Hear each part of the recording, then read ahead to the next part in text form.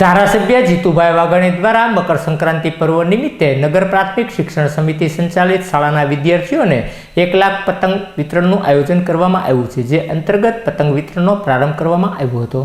ભાવનગર પશ્ચિમના ધારાસભ્ય જીતુભાઈ વાઘાણી દ્વારા 12મા વર્ષે પણ મકર સંક્રાંતિ પર્વ નિમિત્તે પતંગ વિતરણનું આયોજન કરવામાં આવ્યું છે। આ પતંગ વિતરણ કાર્યક્રમ અંતર્ગત પશ્ચિમ પૂર્વ વિસ્તારની નગર પ્રાથમિક શિક્ષણ સમિતિ સંચાલિત શાળાના વિદ્યાર્થીઓ તેમજ અંધ ઉદ્યોગ શાળા, તાપી બાઈ વિકાસ ગૃહ સહિતની સંસ્થાઓમાં 1 લાખ પતંગ વિતરણ કરવા માટેનો પ્રારંભ દોલત અનંતવડિયા શાળા ખાતેથી કરવામાં આવ્યો હતો। આ પ્રસંગે ધારાસભ્ય જીતુભાઈ વાઘાણી, મેયર ભરતભાઈ બારડ સહિતના મહાનુભાવોની ઉપસ્થિતિમાં વિદ્યાર્થીઓને પતંગનું વિતરણ કરવામાં આવ્યું હતું।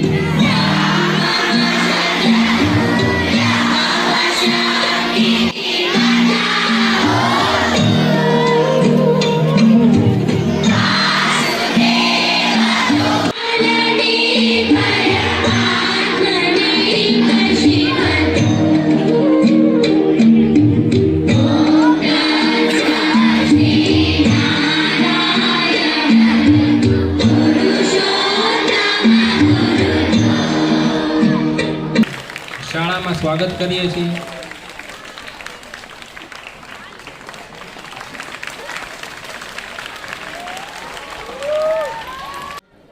પંદરેક વર્ષથી તમારું ધ્યાન રાખે છે, તમારી ચિંતા કરે છે। ઓળખો છો એને?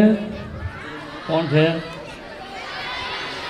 વાઘાણી અને તમામ મંચસ્થ મહેમાનશ્રીઓ ભૂલકાઓને પતંગ વિતરણ અને બિસ્કિટ વિતરણ કરીને તેમના હર્ષમાં અભિવૃદ્ધિ કરશે।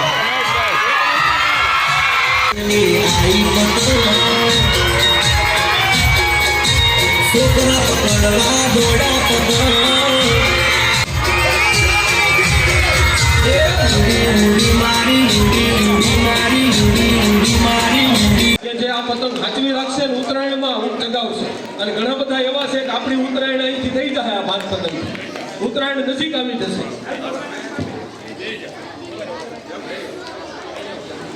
મા બાપને પજવણી ન કરતા,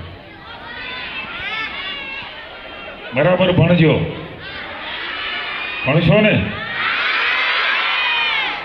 અહીંયા હમણાં ઉપાધ્યાય આપણા કમિશનરશ્રી છે ઉપાધ્યાયજી, એમણે એક વાત કરી કે પતંગ વિતરણનો કાર્યક્રમ એ કમિશનર બન્યા ત્યારે બીજા વર્ષે આપણી વચ્ચે આવે છે, એટલે આજથી મેં આને નામ જુદું આપ્યું છે। પતંગ વિતરણ નથી, પ્રેમનું વિતરણ કરવા માટે અમે આવ્યા છીએ। આ પ્રેમનું વિતરણ એવા કાર્યક્રમમાં ઉપસ્થિત ખૂબ નાના કુટુંબમાંથી આવીને મહેનત કરીને સેવા કરીને મેયર પદ જેમણે ભારતીય જનતા પાર્ટી આપ્યું છે એવા કર્મઠ, નિષ્ઠાવાન અને શહેરના વિકાસ માટે સતત જાગૃત ને સક્રિય એવા મેયર માનની ભરતભાઈ બારડ, ડેપ્યુટી મેયર મોનાબેન, પરમ પૂજ્ય વેણુગોપાલજી, પ્રેમયોગ ફાઉન્ડેશનના ફાઉન્ડરમાંના અમારા સાથી, લેખક, વિચારક, ચિંતક અને ધ્યાન ગુરુ તરીકે અનેક અનુયાયીઓ, અનેક યુવાનો જેમણે ધ્યાન કરાવીને સમાજની વ્યવસ્થામાં એક અલગ છબી એ યુવાનોની અને પોતાની પણ ઊભી કરી છે એવા અમારા સાથી ભાઈ શ્રી રણધીરસિંહજી, અમારા મહામંત્રી ભાઈ શ્રી અલ્પેશભાઈ, પક્ષના કોર્પોરેશનના અમારા નેતા ભાઈ શ્રી કિશોરભાઈ, અમારા પૂર્વ મેયર ભાઈ શ્રી નરેન્દ્રભાઈ ચાવડા, અમારા સાથીઓ પૂર્વ મહામંત્રીશ્રીઓ ભાઈ શ્રી મહેશભાઈ, વનરાજસિંહભાઈ, પૂર્વ શિક્ષણ સમિતિના ચેરમેન ભાઈ શ્રી નિલેશભાઈ, શિક્ષણ સમિતિના નાયબ ચેરમેન શ્રી, શિક્ષણ સમિતિના સદસ્યશ્રીઓ, બધાનો નામ ઉલ્લેખ નથી કરતો, ભાઈ શ્રી રામભાઈ, બેન શ્રી ઉષાબેન, સેજલબેન, સૌ નગરસેવકો અને અમારા મહિલા મોરચાના અધ્યક્ષ આખી બહેનોની ટીમ લઈને કોમલબેન આવ્યા છે અને દ્વારકાથી હમણાં દર્શન કરીને આપણા સૌ માટે આશીર્વાદ લઈને આવ્યા છે. એવા સૌ અમારી માતાઓ, બહેનો,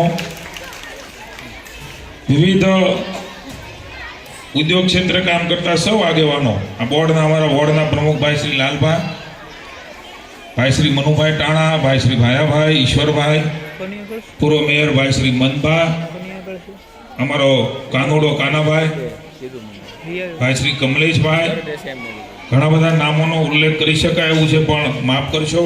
મુકેશભાઈ ડાભીને સૌ આમંત્રિત ભાઈઓ બહેનો, ઉપસ્થિત વાલીઓ અને રામલલ્લા હમ આયેંગે મંદિર વહીં બનાએંગે એટલે શું કાંઈ સમજાણું તમને?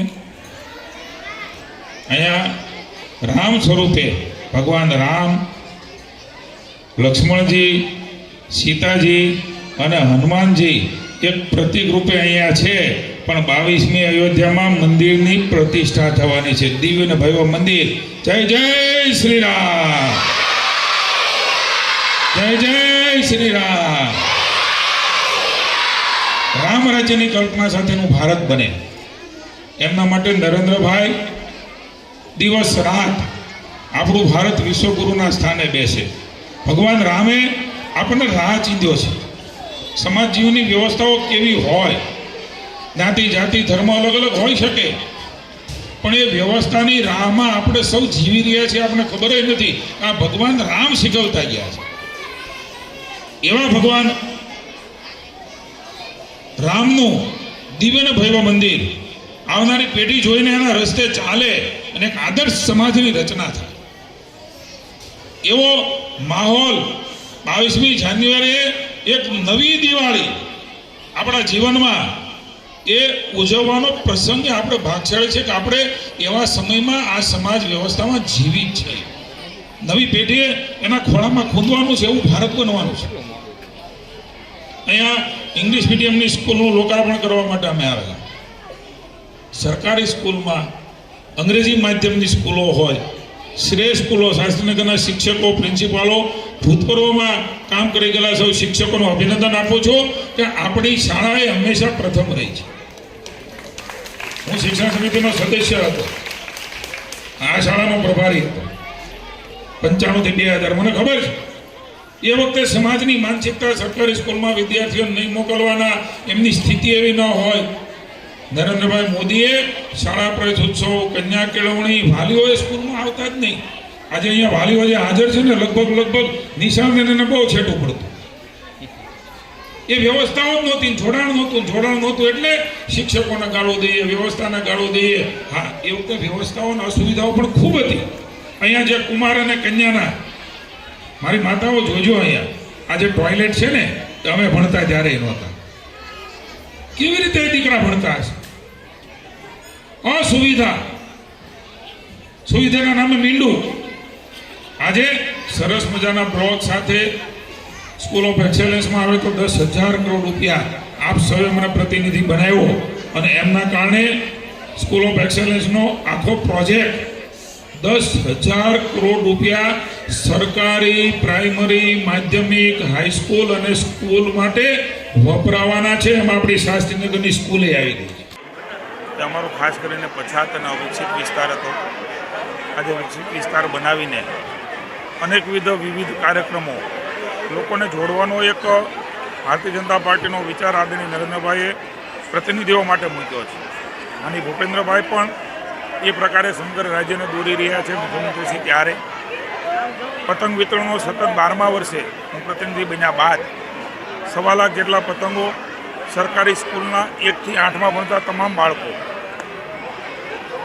સાથે સાથે મંદબુદ્ધિ સ્કૂલ હોય, બેરામુંગા સ્કૂલ હોય, એરગ્રસ્ત બાળકો હોય, કાકુભાઈ વિકાસગરની દીકરીઓ હોય, આ તમામ વિદ્યાર્થીઓને મકર સંક્રાંતિ પર્વ નિમિત્તે પતંગ વિતરણ નહીં, જેને અમે પ્રેમનું વિતરણ કહીએ છીએ, અમારી ગુડવિલ, એમનો ઉપયોગ અને આ પર્વો એ સાથે ખુશી વહેંચી શકીએ એ પ્રકારના ભાવ સાથે માનની મેયર શ્રી ભરતભાઈ બારડ, સૌ પ્રતિનિધિ, ભારતીય જનતા પાર્ટીના પ્રમુખ અભયભાઈ અને સૌ આગેવાનોની ઉપસ્થિતિ, અલગ અલગ ઉદ્યોગ ક્ષેત્રે કામ કરતા સૌ આગેવાનો એ પણ શિક્ષણ સમિતિની સ્કૂલો સાથે જોડાય.